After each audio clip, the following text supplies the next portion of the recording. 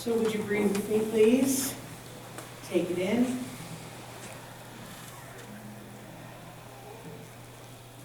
And as you breathe in that next one, take in that lyric that she just sang, I know God. Take that in.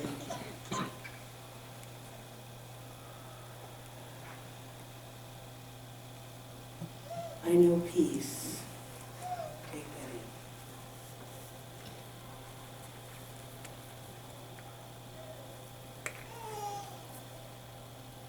So as many of you know, we are in the middle, actually we're coming to the end of our Back to Basics series, which is basically reviewing the first 4 chapters of the Science of Mind text. And we do this for a lot of reasons, but mostly it's like to get everybody on the same page, so to speak, because we can all use a refresher course every once in a while. I know for myself, when I do this, and I'm pouring through the text, and I'm pouring through the chapters again, and I discover all kinds of things that I hadn't seen there before. And I've been at this a little while, you know, but it's like Ernest Holmes sneaks in the middle of the night and rewrites things, or writes it more clearly, so then I kind of go, oh, now I get it. But before I get into that, I want to acknowledge the hugely spiritually significant day that this is, Super Bowl Sunday. Now, I know a lot of you are not football fans. I happen to be. I'm a rare woman that likes football. I understand football. And oftentimes I will do a football-related talk on Super Bowl Sunday because, believe it or not, there are great metaphysical lessons to learn in the game of football. And if you don't believe me, go to our website and go back a year to last Super Bowl Sunday, where I did a talk called First and 10, and you will learn the metaphysical interpretation of football. However, because we're in the middle of this series, I'm going to forego my usual Super Bowl talk, and I'm going to refrain from any football references. So let's have an instant replay of what we've already discovered this month. We started out talking about the thing itself, which is one of the phrases that Ernest Holmes, our founder, uses for God. He also uses phrases like intelligence and love and source and first cause and mind and the all and everything. And the reason why he uses these kind of odd phrases, you saw this last week, but I'm going to use it again, is because he's trying to get us away from thinking of God as that guy. You know, the Moses-looking, the Abraham-looking guy up in the sky who's there to punish us.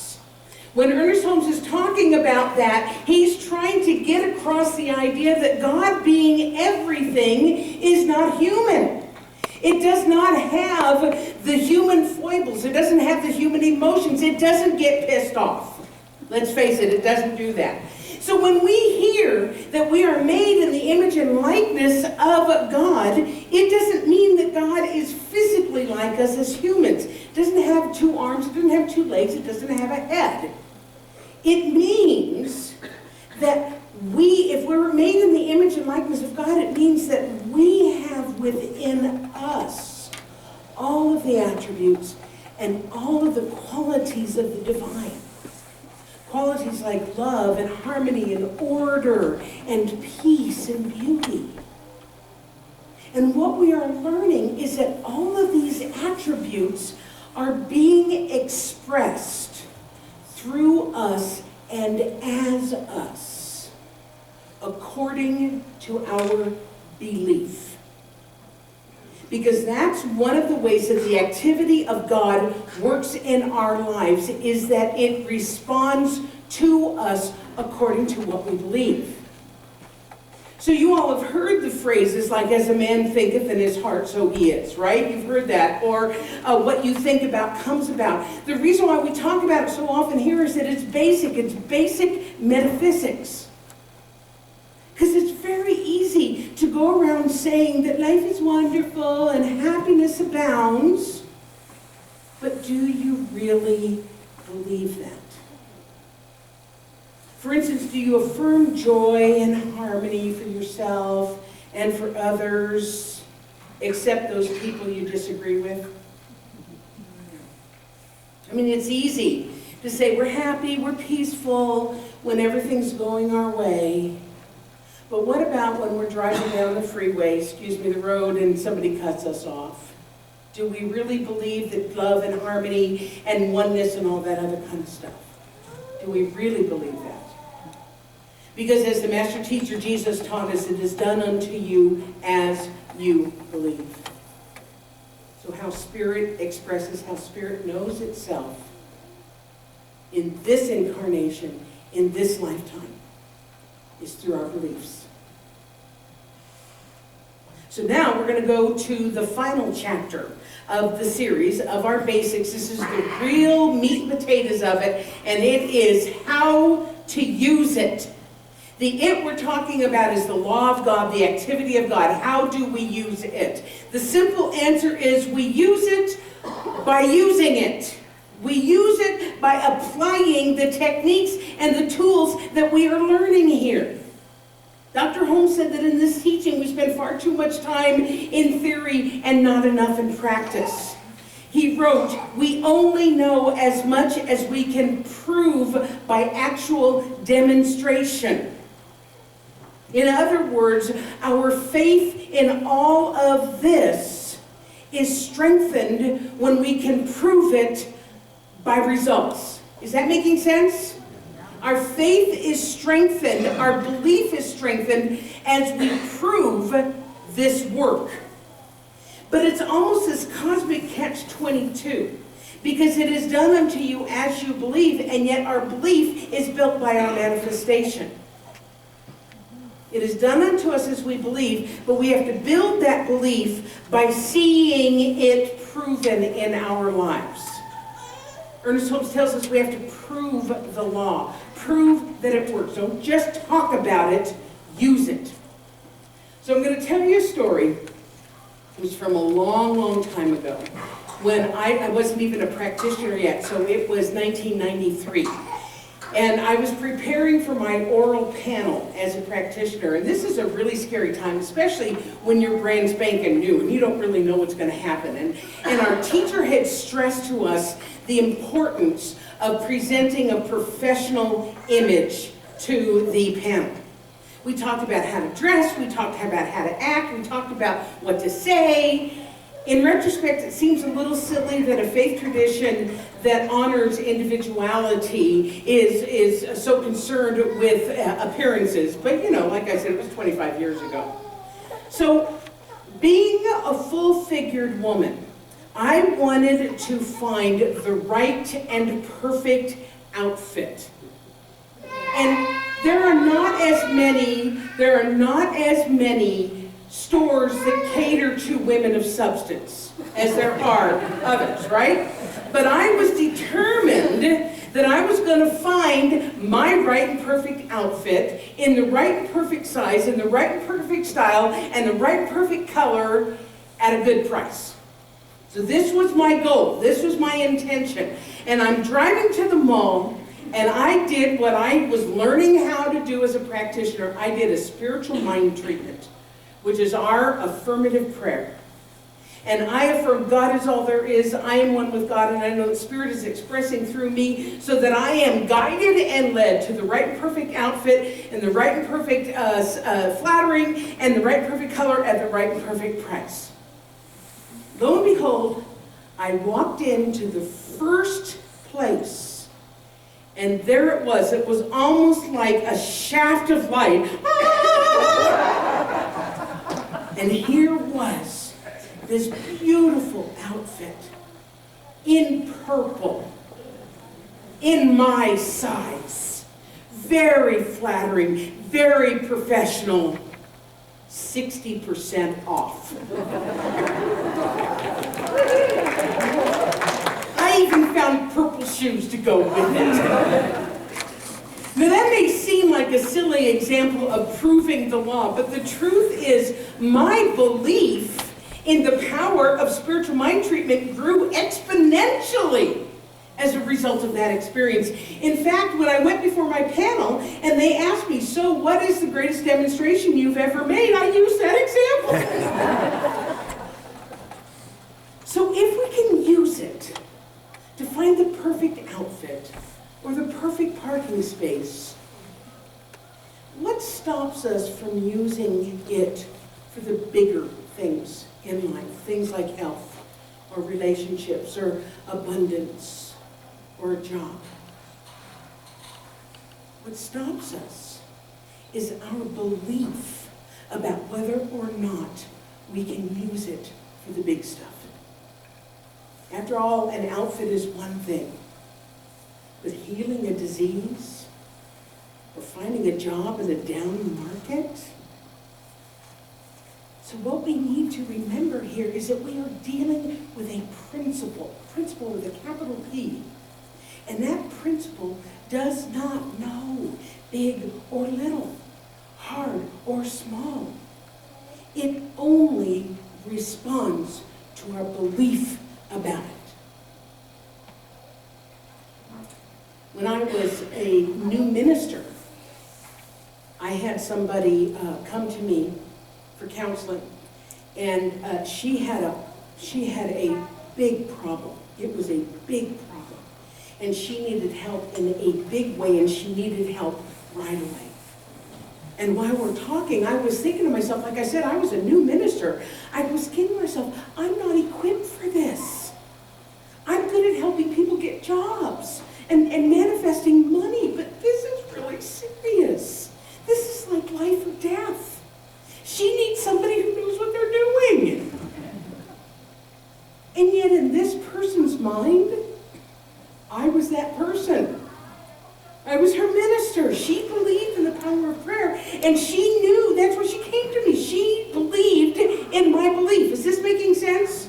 She believed in my belief. So, after she told me her story, and I know that as a practitioner, I am not actually treating the person, I'm treating my own consciousness. And so I knew that I needed to get beyond my fear that I wasn't enough, and I needed to come to the absolute truth of what I knew and get beyond all of those doubts. And so I did that, and I stated in no uncertain terms that this woman was experiencing a profound manifestation, and that she was experiencing it now. I affirmed that she was open and receptive to that manifestation, to that demonstration. But here was the key. I didn't say how it had to happen, because she had her list of what needed to happen. I didn't go to the list. I just said that she is having a manifestation, a healing of this situation right here, right now. Ernest Holmes said, do our work conscientiously and thoroughly, and leave the results to the law, which is perfect. Do our work conscientiously and thoroughly, and leave the results to the law. Well, sure enough, she called me a couple of days later, and she said, you're not going to believe what happened. It's like a miracle. Right. Because Ernest Holmes also says, by thinking correctly and by a conscious mental use of the law of mind, we can cause it to do definite things for us and through us. By conscious thinking, we give conscious direction to it, and it responds along the line of our direction.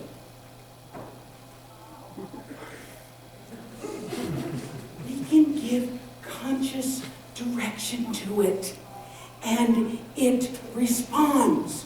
We're not just like a tumbleweed. I don't know where I'm going this day. We say this, and the law responds to our belief and makes it happen. So how come we don't always know that? Like you, I have not always had the results I've treated for. George Clooney has still not found me.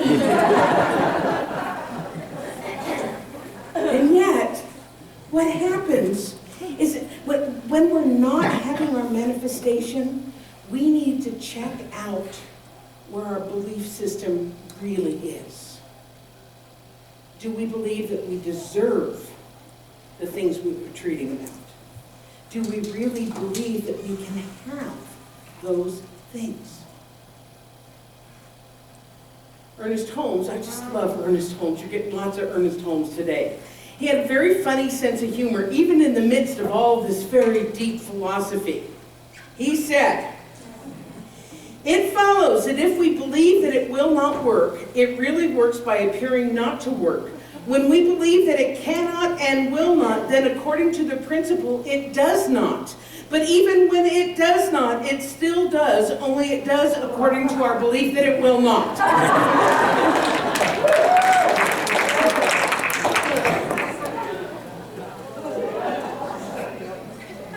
How many times have you said to yourself, "I knew it wouldn't work"?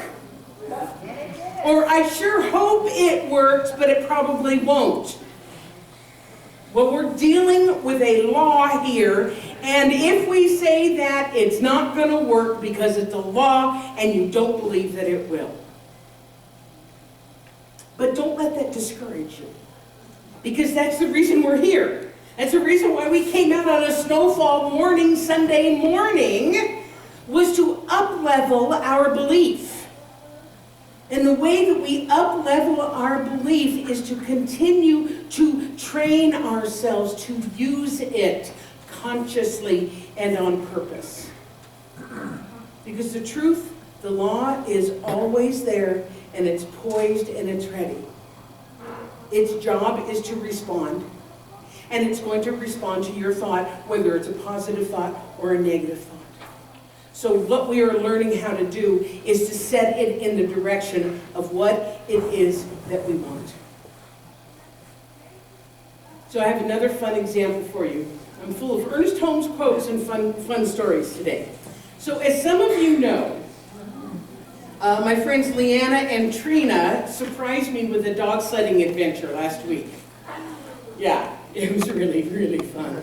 And it was for my birthday. My birthday's Christmas Eve, but this is the first time we could get together. So, and what happens is, I had this, it happens a lot when I'm doing things that are outside of my routine. I mean, this was clearly outside of my routine, right? And I get these huge ahas. It's the reason I go on a lot of vacations, folks. I do it for you.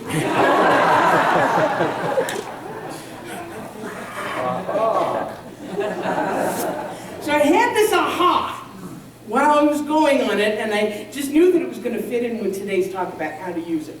So I want to set the scene for you, okay? There were over 100 dogs up there, each attached to their particular sled. How many, raise your hand if you've gone dog sledding?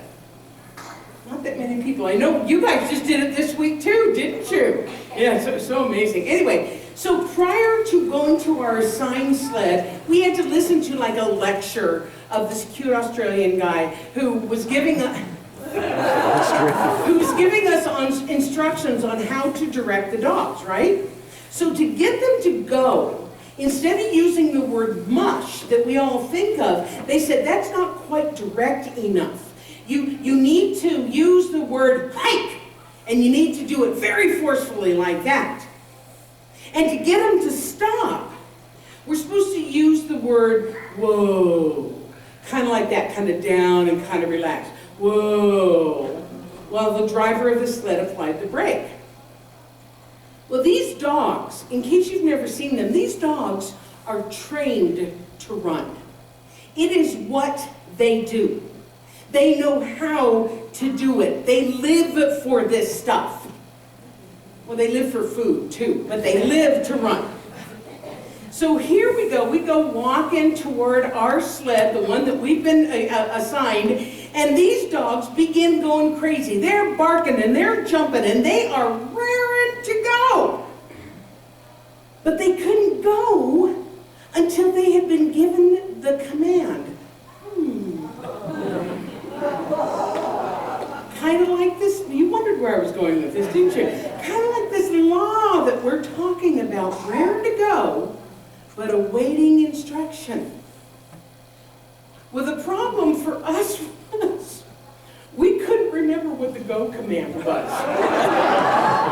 So we're going, go, move, run, and they're not moving. They're like looking back at us going, what the heck? Finally, we remembered the correct command, which was hike, and they took off like lightning.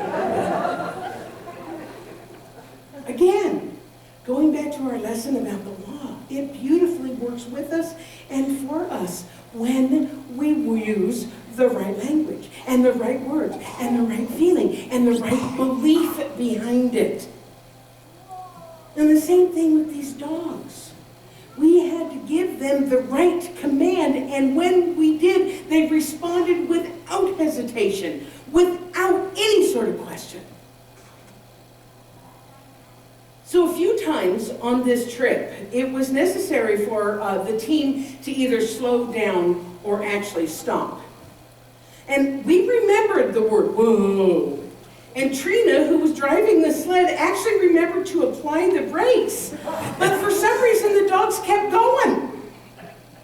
Because she had not remembered in our little lecture was that not only was she supposed to apply the brakes, but she was supposed to lean back somehow that made it more powerful or something. I'm not sure the dynamics involved, and she's a little bit of a thing, right? So maybe it just wasn't enough. Maybe it needed that extra force. Otherwise, the dogs kept going. And we could whoa as often as we wanted, but unless we did what the dogs were expecting, they were not going to do what we were expecting. Does that make sense? So we had a couple of near collisions with the sled in front of us. At one point, it kind of ended up in this jumbled mess of dog, right? So what I learned from that again was that even though we are using an immutable law that responds to our thoughts and our beliefs, we also need to participate with it according to its rules, using its parameters. In other words, we need to participate by also taking action. We're not going to get anywhere if we just sit in our lotus position in a meditation, in our meditation room and treat for something any more than we were going to get the dogs to go by just sitting in the sled going, go, go, go. It doesn't work that way. We have to work with it. We have to provide the vehicle through which the law can work. Is this making sense? Okay, good, good, good, good. Because as we say in the science of mind, you have to treat and move your feet. Say that with me. Treat and move your feet. Or in this case of dog sledding, you need to say your command. You need to apply the brake in the right way so that the dogs actually know what it is that you want them to do. So the bottom line to all this, folks, is that the law is going to work. It's going to work in your life, period. Whether you know it or not, it's just, that's what it does, right? So the point today is less about how to use it, but rather to actually use it consciously, on purpose. Speaking our word, up-leveling our faith, trusting the law, and working with it. So are you ready to go out and create your day? Okay, so 1, 2, 3, hey! Let's do that again. Are you ready? 1, 2, 3. Yeah. Oh wait, that was a football term, wasn't it?